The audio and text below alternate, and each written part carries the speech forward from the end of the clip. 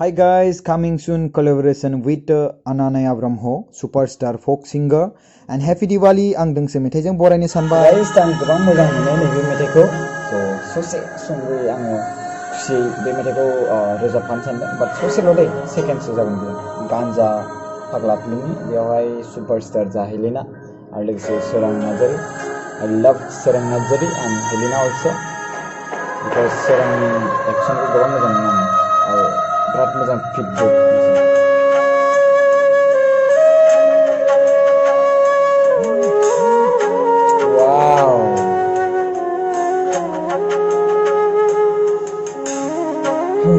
bisa berat juga nih misalnya Krishna nih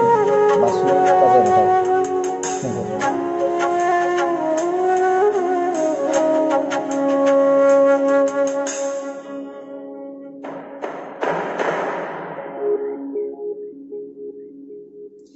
online resiya dinai bisa Suzunai simanga Dinai by playlight Dabu dongni nanai nangku Kaya kantia naiwazi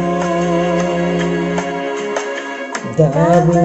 dongni nanai nangku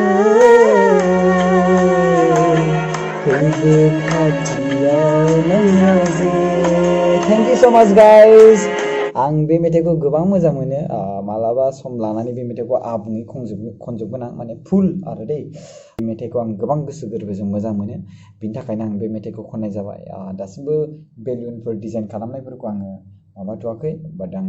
स्टुडिअनि सिङाव थानानै बे मेथाइखौ रोजाबफानाय जाबाय नोंथांमोननि सिगाङाव नोंथांमोना माबायदि मोजां मोनदोंना मोनाखै आं बेखौ बुंनो हाला बाट आं खुसि बिनि थाखायनो आं बे मेथाइखौ रोजाबबाय बाट मेथाइनि बाथ्राखौ बुङोब्ला बे बिराद दुखु बाट आं बे मेथाइ दुखुखौनो खुसिजों रोजाबदों थेंक इउ सो माच बुंनाय थाबाय Happy Diwali guys 2000